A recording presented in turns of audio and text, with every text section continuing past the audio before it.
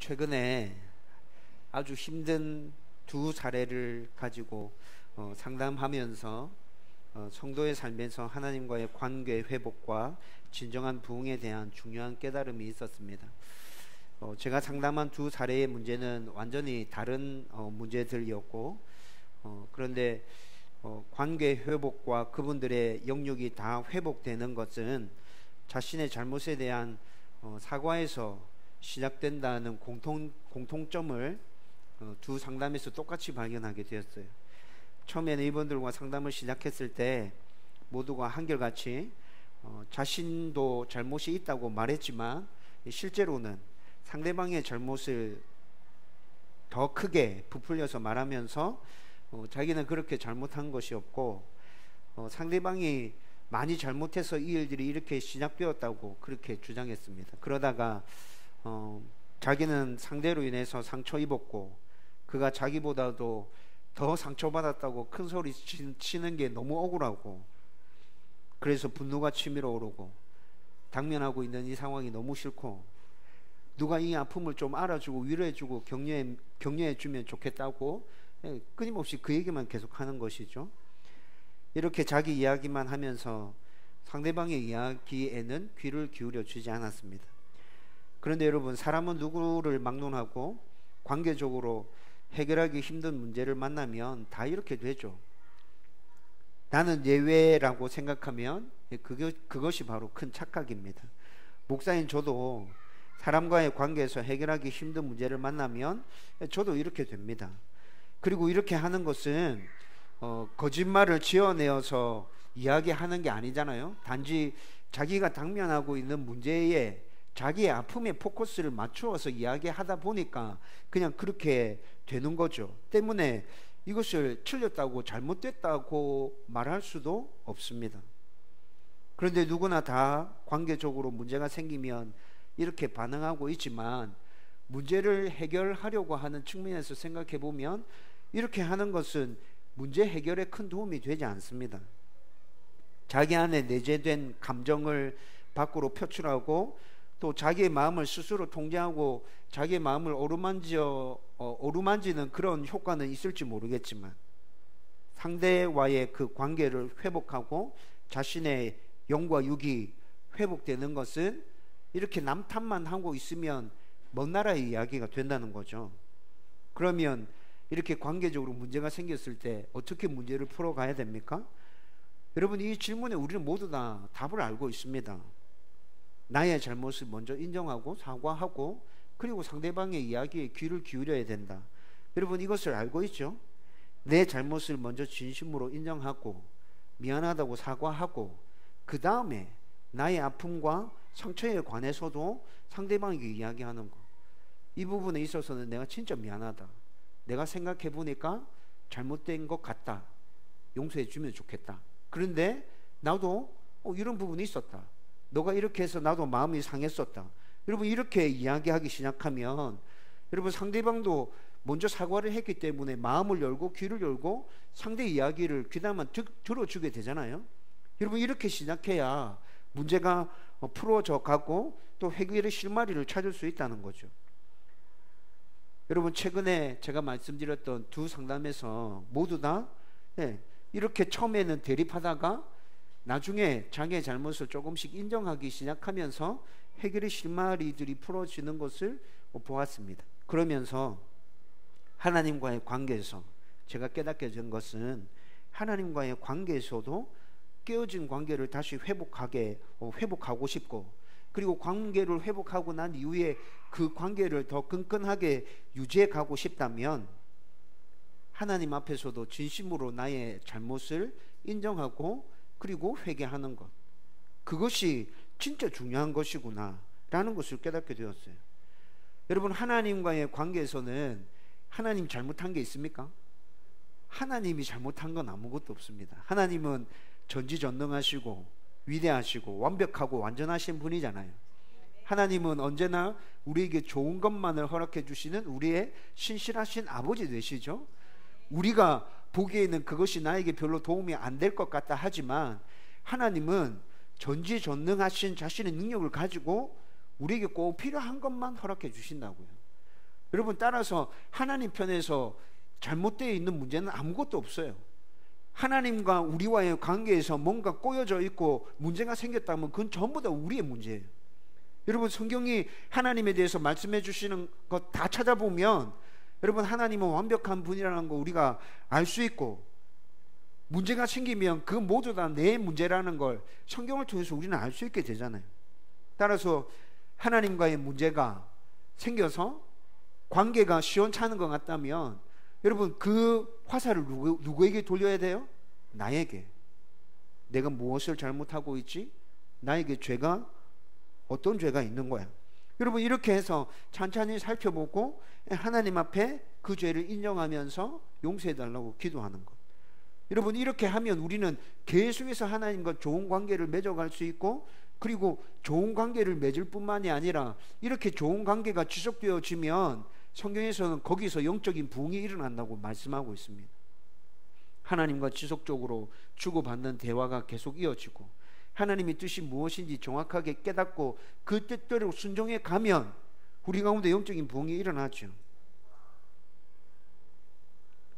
여러분, 오늘 우리가 살펴보려고 하는 말씀도 이런 말씀입니다. 우리의 잘못을 하나님 앞에 회개하는 것, 용서를 구하는 것과 관련해서 오늘 저와 여러분들이 함께 말씀을 나누려고 합니다. 여러분, 요즘 죄와 회개에 대한 설교를 성도들이 불편해하고, 그래서 많은 목사님들이 이 설교를 잘 하지 않으려고 하는 것이 사실입니다. 하지만 저는 성경에서 말씀하는 것이면 여러분이 불편해해도 설교하려고 합니다. 그리고 여러분, 오늘 이 설교는 사무엘상 강해를 해가면서 순서에 맞게끔 말씀을 풀어가다가 오늘 이 말씀이 나와서 회개에 대해서 여러분과 함께 나누려고 하는 것이거든요. 제가 특별한 의도를 가지고 여러분들에게 따로 이 말씀을 하려고 하는 게 아니라고요. 저와 여러분이 오늘 말씀을 하나님께서 우리와 좋은 관계를 계속해서 맺기 원하셔서 주시는 말씀으로 받아들이고 영육의 회복과 영적인 부흥을 계속해서 경험해 갈 수 있기를 주님의 이름으로 축원드립니다. 여러분, 지난주 우리는 블레셋에게 빼앗겼던 언약궤가 다시 돌아와서 기랏 여아림 아비나답의 집에 보관된 것까지 말씀을 나누었습니다. 그리고 7장 2절 말씀을 보면 20여 년의 세월이 흘렀고 이스라엘 백성들이 여호와를 사모했다고 말씀하고 있었죠. 그런데 이 말씀만 보고 오늘 말씀 쭉 이어서 생각하면 우리가 오해할 수 있습니다. 여러분, 그래서 7장 2절의 상황을 다시 약간 설명할 필요가 있습니다. 이스라엘 백성들은 자기 생각에 옳은 대로 행하다가 영적으로 심각한 지경에까지 이르렀습니다. 결국에는 언약궤까지 블레셋에게 빼앗기는 수모를 겪게 되었죠. 그리고 하나님의 전적인 역사로 말미암아서 그 빼앗겼던 언약궤가 다시 이스라엘 땅으로 돌아왔지만 이스라엘 백성들의 영적 타락은 계속 지속되고 있었습니다. 여러분, 그 상태로 언약궤만 이스라엘로 돌아와서 아비나답의 집에 20년 동안 머물러 있었고 20년 동안 이스라엘 백성의 영적 타락의 모습은 그대로 유지되고 있는 상황인 거예요. 그리고 사사기에서 범죄, 심판, 부르짖음, 구원, 평화, 여러분, 이 사이클이 7번이나 사사기에서 계속 반복되어서 돌아가죠. 여러분, 그렇게 반복되었던 것처럼 정신을 차리지 못하고 계속 영적 타락 가운데 있는 이스라엘 백성을 하나님께서 블레셋을 통해서 심판하셨습니다. 그런데 이스라엘 백성들이 그 심판을 견디다 못해서 하나님께 부르짖기 시작한 것을 2절 말씀에서 여호와를 사모했다고 말씀하고 있는 것입니다. 여러분, 우리가 생각하는 거랑 좀 다르죠. 그래서 2절에 사모하니라 라는 이 말씀을 히브리어로 살펴보면 애곡하다, 슬퍼하다 라는 단어가 히브리어에서는 쓰여지고 있어요. 여러분, 블레셋 사람들이 막 괴롭히니까 이스라엘 백성들이 그제서야 정신을 차리고 슬퍼하면서 애곡하면서 하나님을 찾고 있는 거예요. 좀 도와달라고, 살려달라고. 여러분, 이렇게 이스라엘 백성들이 부르짖자 하나님께서 또 한 명의 사사를 보내십니다. 그 사사가 바로 우리가 이스라엘 역사 가운데 마지막 사사라고 알고 있는 사무엘인 거죠. 사무엘이 이스라엘 백성 사사로 다시 등장해서 이스라엘 백성들을 영적으로 각성시키고 그리고 하나님의 백성답게 살아가도록 이끌어가는 것이 오늘 본문에서 공식적으로 시작되어지는 것입니다. 근데 여러분, 사무엘이 앞에서도 조금씩 등장하긴 했지만 이제 오늘 우리가 읽었던 이 본문에서 공식적으로 딱 이스라엘 백성들의 지도자로 딱 등장하는 거거든요. 근데 이 공식 석상에 딱 등장하면서 사무엘이 첫 번째로 이스라엘 백성들에게 했던 말씀이 굉장히 중요한 말씀입니다. 3절 말씀 같이 읽어봅시다. 다 같이 읽겠습니다. 시작.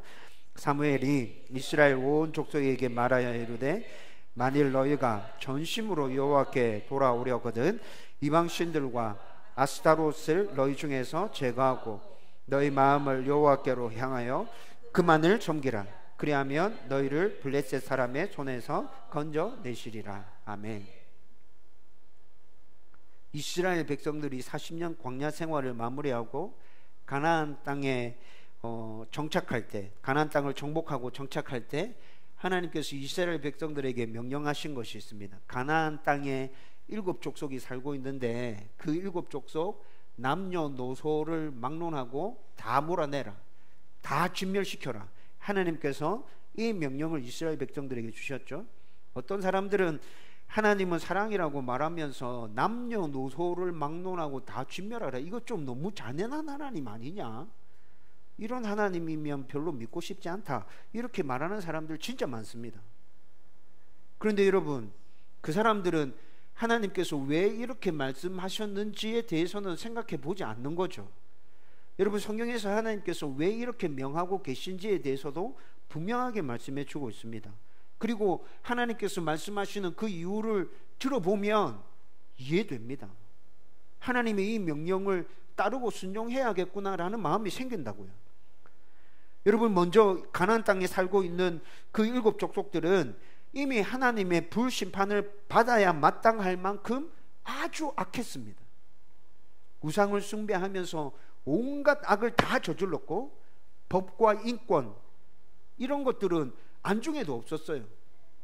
힘 있는 사람이, 우리가 그 노름판에서 장땡이라 그러죠. 힘 있는 사람이 장땡이라고 힘으로 모든 것들을 다 해결하는 시대가 바로 이 시대였거든요. 한마디로 악이 넘쳐났고 선은 단 하나라도 찾아볼 수 없는 곳이 바로 가나안 땅이었습니다. 그리고 두 번째로는 신명기 20장 10절에서 20절 말씀 보면 이스라엘 백성들이 우상을 섬기면서 악을 행하는 가나안인들의 삶의 모습을 본받지 않도록 하기 위해서 하나님께서 그들을 다 쫓아내고 진멸하라고 명하신 것입니다. 여러분, 아담과 하와가 타락하고 난 이후에 인간에게는 죄의 본성이라는 것이 남게 되었습니다. 죄를 저지른 흔적이 우리 속사람 가운데 남아있다는 것이죠. 하나님의 은혜로 택함을 받았어요. 구원받았어요. 그렇다 하더라도 잠깐 방심하고 경계하지 않으면 우리는 쉽게 죄를 범하게 되잖아요. 여러분, 이것을 우리 모두 다 경험하면서 살고 있지 않습니까? 한순간 하나님에 대한 생각을 놓쳐버리면, 말씀을 붙든 우리의 마음 가운데 좀 흐지부지하고 느슨한 그런 마음들이 스며들면 여러분, 순간적으로 죄를 범하게 되어버리잖아요. 여러분, 막 말을 시작한 아기들이 가르쳐 주지 않았는데도 불구하고 자신의 잘못에 대해서 추궁하는 부모에게 내가 하지 않았다고 거짓말하는 모습 보면 여러분 참 신기하지 않습니까? 여러분, 저는 아기들의 그런 모습을 보면서 죄의 본성이라는 것을 저는 온전하게 이해했습니다. 죄의 본성이 이렇게 드러나는 거구나. 여러분, 부모 중에 아기에게 거짓말하라고 가르치는 부모가 어디 있어요? 막 말하기 시작한 아기에게.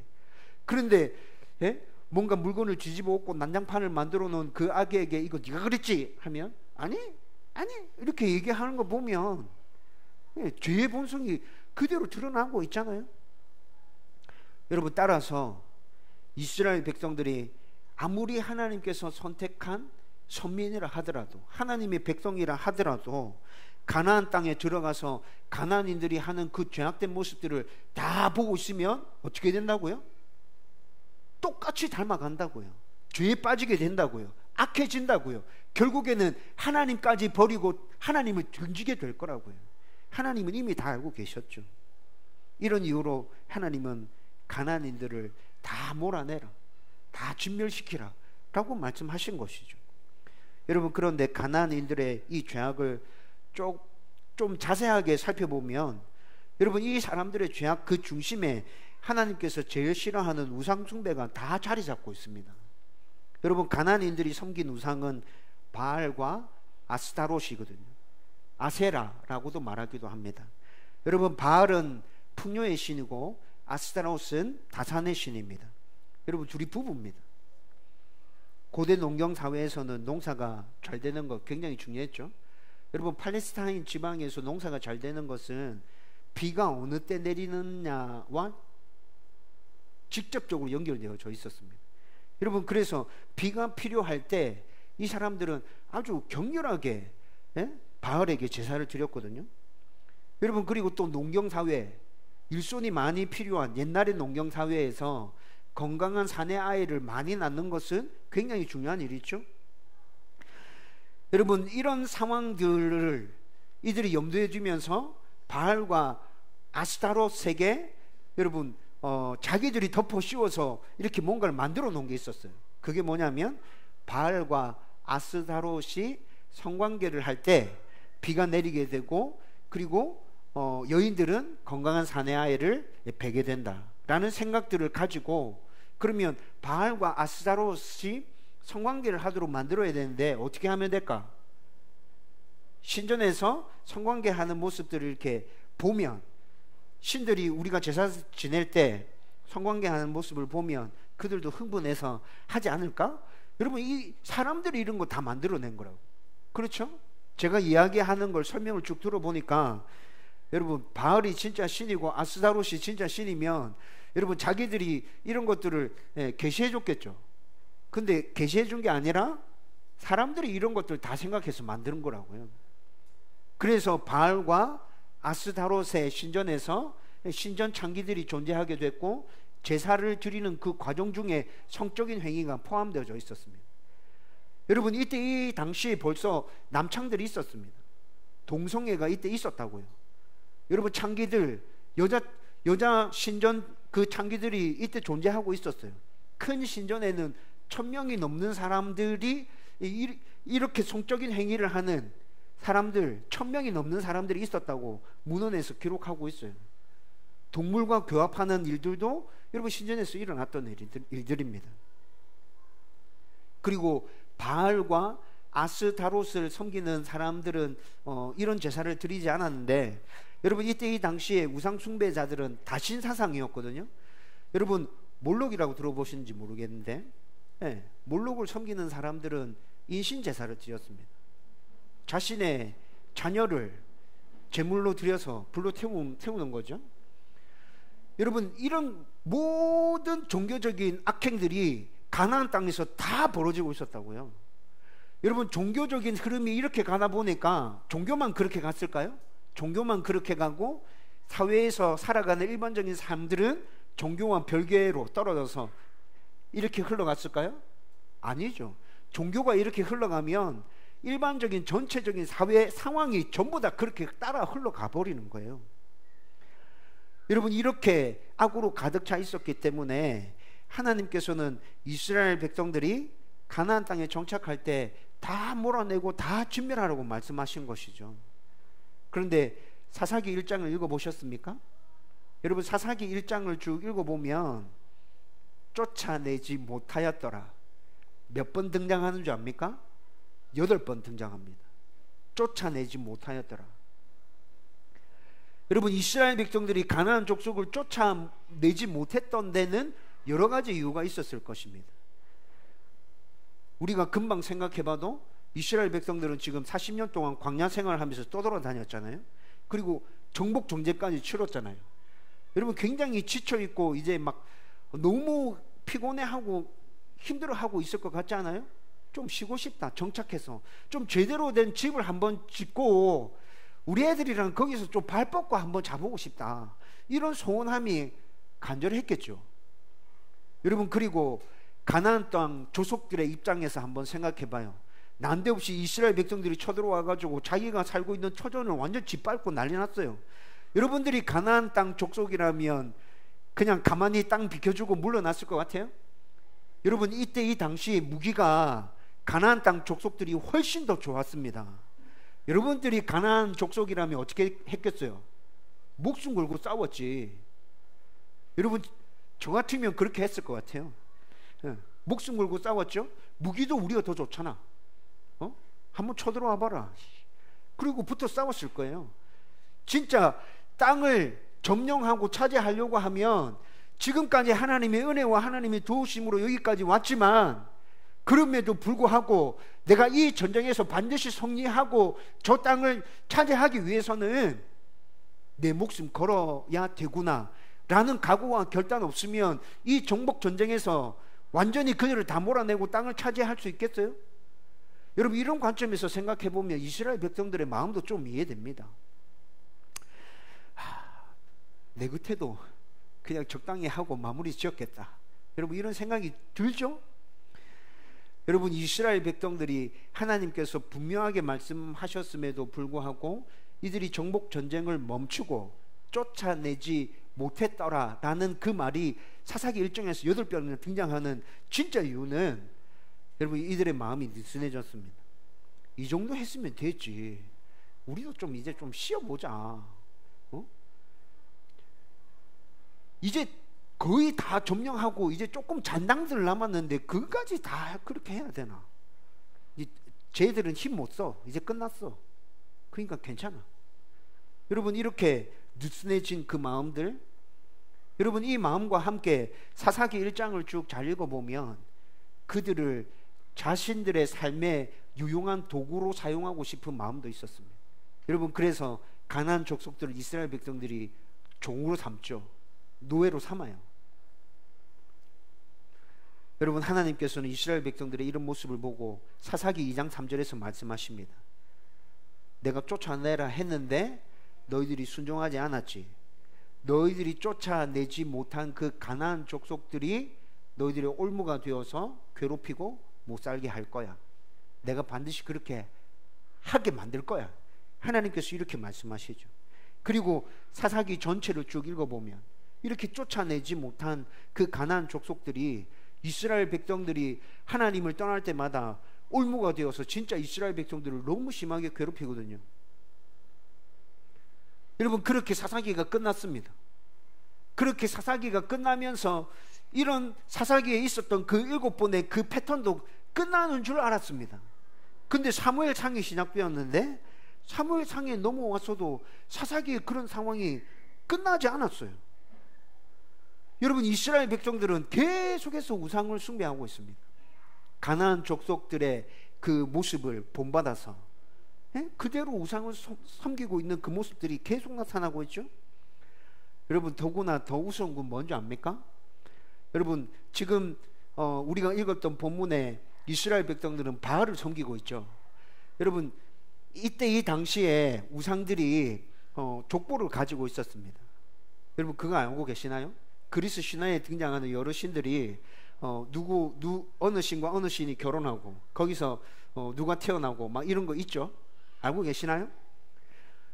여러분, 그런 신들의 족보가 있거든요. 우상을 섬기는 사람들은 다신을 믿어. 다신 사상. 그리고 그런 신들의 족보가 있다고요. 여러분, 다곤의 아들이 누굴까요? 다곤의 아들이 바알이에요. 다곤의 아들이 바알. 그런데 20년 전에 블레셋 땅에서 어떤 일이 있었습니까? 언약궤가 블레셋 땅에 들어가서 다곤 신이 완전 박살나는 일들이 있었잖아요. 여러분, 이스라엘 백성들이 그걸 몰랐을까요? 그걸 알고 있지. 다곤의 아들이 바알이라는 걸 몰라요? 그거 알고 있죠. 그런데 이스라엘 백성들은 지금 어떻게 하고 있어요? 그렇게 언약궤가 다곤 신을 완전히 박살내고 다곤 신을 섬기던 블레셋까지 완전히 초토화시키고 다시 언약궤가 이스라엘 땅으로 돌아왔는데, 그러고 난 뒤에 20년 동안 이스라엘 백성들은 어떻게 해요? 다곤의 아들 바알을 계속해서 섬기고 있는 거예요. 여러분, 이 상황이 이해되어지세요? 어떻게 이럴 수 있지? 너무도 한심하고 답답하고, 야, 얘들 진짜 너무하다. 여러분, 진짜 이런 생각이 들어요. 그럼에도 불구하고 여러분, 이들이 지금 너무너무 힘들어서 다시 하나님께 돌아와서 하나님께 매달리고 있습니다. 하나님 좀 살려주세요. 여러분, 이 상황 가운데서 하나님께서 이들에게 다시 은혜를 베풀어 주시기 위해서는 이들이 어떻게 해야 한다는 말입니까? 그것이 오늘 우리가 읽었던 3절 말씀에서 나타나고 있었죠. 오늘 3절에 이렇게 얘기합니다. 만일 너희가 전심으로 여호와께 돌아오려거든 이방 신들과 아스타롯을 너희 중에서 제거하고 너희 마음을 여호와께로 향하여. 모질게 끊어내지 못함으로 지금까지 이어져 오고 있는 그 비극과 고난의 사슬을 이제 완전히 끊어내라는 것입니다. 하나님이 그토록 싫어하시는 우상 숭배, 그 우상과 연결되어져 있는 그 수많은 죄악들, 그것 가운데서 돌아서라 라고 말씀하고 있는 거예요. 너희들의 잘못을 인정해라. 잘못했습니다. 용서해 주십시오. 하나님 살려주십시오. 이렇게 하나님 앞에 바짝 엎드려서 너희들의 잘못을 인정하고 고백하고 회개하라는 것입니다. 여러분, 여기서 우리는 굉장히 중요한 것을 하나 깨닫게 됩니다. 여러분, 어떤 상황에서든지 하나님과의 그 관계를 다시 회복하고 싶다면 어떻게 해야 된다고요? 우리의 잘못을 살펴보고 우리의 잘못을 인정하면서 하나님 앞에 엎드려 회개해야 된다. 여러분, 다른 데서 출발하면 안 돼요. 다른 데서 시작하려고 하면 안 돼요.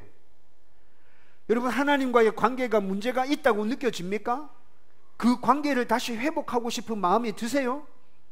그렇다면 항상 출발은 우리의 잘못을 회개하는 것, 거기에서부터 출발해야 합니다. 설교를 시작할 때 언급한 것처럼 여러분, 자기가 잘못이 무엇인지 알지 못하고, 자기 잘못이 무엇인지 알지 못하고 인정하지 않으면 사람과의 관계에서도 그 틀어진 관계를 풀어내기가 힘들다고 했잖아요.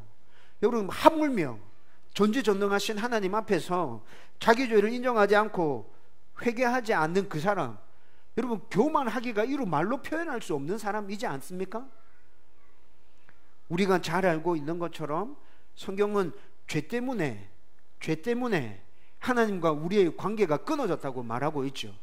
그리고 죄 때문에 우리가 아무리 하나님을 찾고 부르짖어도 그 죄 때문에 하나님께서 우리의 부르짖음을 듣지 않는다고 말씀하고 있습니다.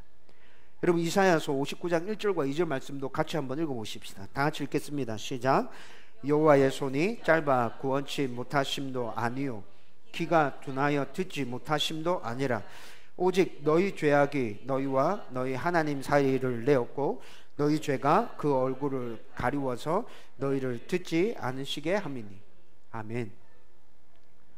여러분, 죄의 문제를 해결하지 않고는 우리가 아무리 급하고 하나님의 도움이 반드시 필요하고 하나님을 간절히 찾고 원한다 해도 하나님께 가까이 나아갈 수 있는 방법이 없습니다. 하나님을 인정하지 않고 막 살아갈 때도 여러분, 진짜 급할 때가 있어요. 나도 모르는 사이에 하나님이라고 외쳐질 때가 있습니다. 그런데 죄의 문제가 해결되어지지 않는다면 그 다급함이, 그 간절함이, 그 진심이 하나님께 전달되어지지 않는다고요.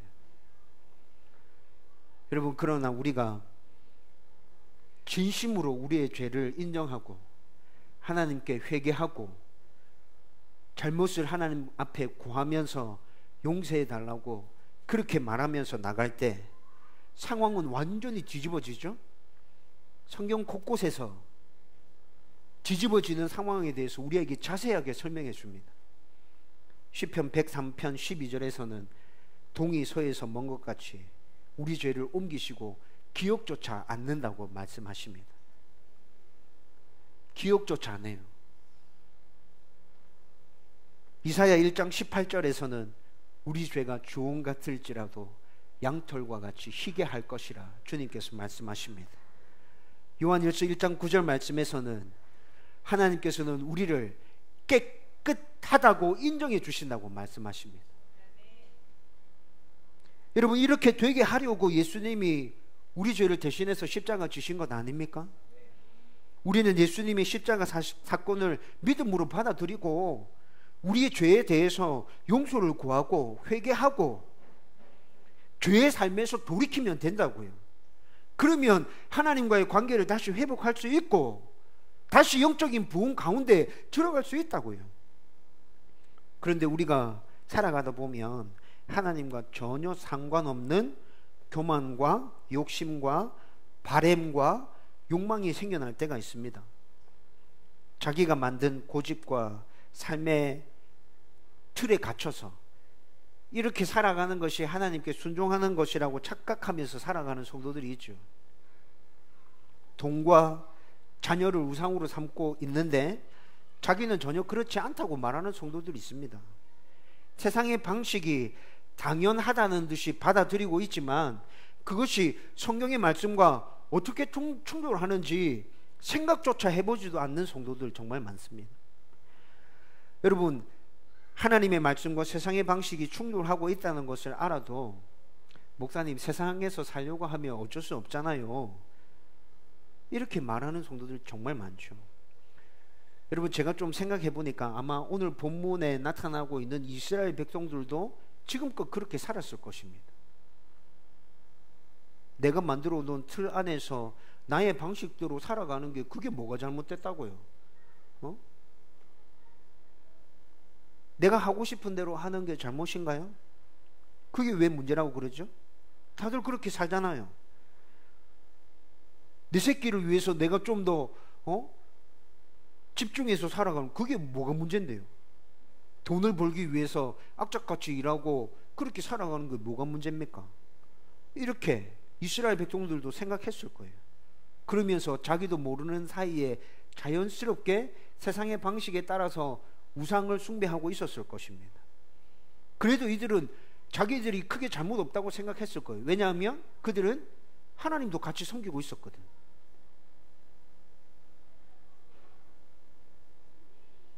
지금도 이런 성도들 굉장히 많습니다. 그런데 힘들고 어려운 문제는 끊이지 않고 있습니다. 무엇보다도 마음에 평안이 없죠. 하루하루 열심히 살아가는 것 같은데 너무 힘든 삶이 반복되어집니다. 열심히 하나님을 믿고 신앙생활을 하는 것 같은데 내 마음에 기쁨은 없습니다. 그래서 주위에 있는 사람들을 원망합니다. 결국에는 하나님까지 원망하게 되죠. 여러분, 혹시 여러분들 가운데 이런 분이 있다면 나에게 무슨 잘못이 있는지, 내가 어떤 죄 가운데 빠져 있는지 정말 진지하게 고민해야 합니다. 여러분, 옆에서 아무리 얘기해줘도 여러분들은 옆에서 해주는 이야기를 들을 때는 자기의 잘못을 인정하지 않게 될 겁니다. 내 스스로 생각해서 이게 잘못된 것이구나 깨달아질 때 우리는 그 잘못을 가지고 진심으로 하나님 앞에 나가서 용서해 주십시오 라고 기도할 수 있게 될 것입니다. 그리고 자기의 잘못을 인정하고 하나님께 용서를 구하고 회개하고 나면 하나님과의 관계가 회복되어지고 우리 가운데 다시 하나님의 평안이 임하는 것 경험하게 될 겁니다. 그리고 하나님의 영적인 부흥 가운데로 내가 나아가고 있다는 것도 느껴지게 될 겁니다. 저와 여러분들이 이런 은혜를 누렸으면 좋겠어요. 나의 모습들을 날마다 살펴보면서 내 잘못을, 나의 죄를 하나님 앞에 철저히 회개하며 하나님과 지속적으로 좋은 관계를 계속 유지해 갈 수 있었으면 좋겠다고요. 여러분, 그리고 이렇게 하나님과의 관계가 회복되면 이것으로 끝나는 것이 아니라 여러분, 제가 계속 얘기했듯이 영적인 부흥도 맛보아야죠. 불편했던 관계가 회복되어졌다고 자연스럽게 여러분 서로 친해지는 것입니까? 불편한 관계가 회복졌다 하더라도 친해지기 위해서는 친해지기 위한 노력을 또다시 해야 되죠. 그래서 오늘 3절 말씀에서 하나님과의 관계가 회복되고 난 후에 서로 친해지기 위해서, 영적인 부흥을 경험하기 위해서 너는 하나님만을 섬기라고 말씀하고 있습니다. 하나님만을 섬기라고 말씀하고 있다고요. 앞서 언급한 것처럼 이스라엘 백성들은 하나님을 완전히 떠나서 우상만을 섬긴 게 아니었어요. 우상을 섬기면서 하나님도 같이 섬기고 있었다고요. 이렇게 동시에 섬기고 있었기 때문에 이스라엘 백성들은 크게 문제없다고 생각했을 거예요. 그런데 하나님은 그렇게 보시지 않습니다.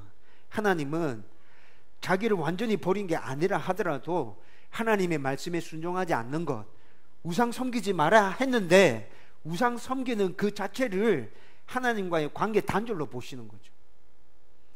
여러분, 이것이 성경의 한결같은 가르침 아닙니까? 여러분, 그래서 사무엘은 우상을 섬긴 죄에서 돌이키고 우상을 버리고 온전히 하나님만을 섬겨야 한다고 말씀하고 있는 것입니다. 하나님의 말씀에 귀를 기울이고 기도로 하나님과 대화하면서 하나님과 동행하는 삶을 살라는 것이죠. 이렇게 온전히 하나님만을 섬기기 시작하면 영적인 부흥을 경험하게 될 것이라고요. 여러분, 하나님과 이렇게 동행할 때 하나님께서 우리 가운데 약속해 주신 복이 있잖아요. 여러분, 이렇게 하나님과 동행하면 그 복이 자연스럽게 우리 가운데 임하게 되는 것 아닙니까? 하나님의 평안이 임하고 하나님의 즐거움이 임하고 그 즐거움이 우리 가운데서 뿜어져 나와서 우리 주위에 있는 많은 사람들에게로 흘러가게 될 것이라고요. 이것이 하나님의 백성이 누리게 될 영적 부흥인 것이죠. 저와 여러분 모두 말씀과 기도를 붙들고 온전히 하나님만을 섬김으로 이 영적 부흥을 경험하게 되기를 주님의 이름으로 축원드립니다. 이제 말씀을 정리하려고 합니다. 우상 숭배의 죄를 회개하고 돌이켜서 하나님만을 섬기라고 촉구하는 사무엘의 이 말에 이스라엘 백성들이 귀를 기울이고 듣습니다. 그리고 사무엘의 이 촉구에 순종함으로 반응합니다. 우상들을 모두 버리고 하나님만을 섬기기 위해서 이들이 오늘 읽었던 말씀 보면 미스바로 모여듭니다. 5절 6절 말씀에 나타나죠. 5절 6절 말씀에 이스라엘 백성들이 미스바로 모여서 뭐합니까? 금식하면서 물을 뒤집어 쓰면서 하나님께 회개합니다. 자기들의 죄를 자복하면서 우리가 여호와께 범죄하였나이다. 우리가 여호와께 범죄하였나이다. 제가 하나님 앞에 범죄했습니다. 하나님 용서해 주십시오. 하나님 살려주십시오. 여러분, 이스라엘 백성들이 지금 미스바에 모여서 이렇게 부르짖고 있는 것이라고요. 하나님께서 이스라엘 백성들의 이 부르짖음을 들으십니다. 그리고 이 회개가 있고 난 이후에 사무엘의 지도를 받는 이스라엘 백성들 가운데 하나님과의 관계가 다시 회복되어지고 영적 부흥이 그들 가운데 다시 임하는 모습들 우리는 성경을 통해서 확인할 수 있습니다. 여러분, 우리가 정말 바라고 소원하고 있는 건 뭐죠? 우리가 바라고 소원하는 것은 회개 이후에 하나님과의 관계가 다시 회복되어진 이스라엘 백성들의 모습, 그리고 영적 부흥이 일어나고 있는 이스라엘 백성들의 모습, 그것을 우리가 원하는 것 아닙니까? 여러분, 그렇다면 우리에게도 미스바가 필요합니다. 우리의 죄를 돌아볼 수 있는 미스바, 내 잘못이 무엇인지 진지하게 고민해 볼 수 있는 미스바가 필요하다고요. 여러분, 그 잘못을 처절하게 하나님 앞에 부르짖으며 회개할 수 있는 미스바가 우리 가운데 필요하다고요. 하나님과의 관계가 다시 회복되어지는 그 미스바가 오늘 이 시대를 살아가고 있는 성도들에게도 반드시 필요한 것입니다. 여러분, 저는 그 미스바가 다운 교회가 되었으면 좋겠습니다. 여러분, 이 교회에서 드려지는 모든 예배가 하나님과의 끊어진 그 관계를 회복하는 예배가 되었으면 좋겠습니다. 그 예배 가운데서 나의 잘못이 무엇인지 깨닫고 나의 죄가 무엇인지 깨닫고 하나님 앞에 철저하게 자복하고 회개하면서 하나님과의 관계가 다시 끈끈하게 연결되어지는 그 미스바 다음 교회였으면 좋겠습니다.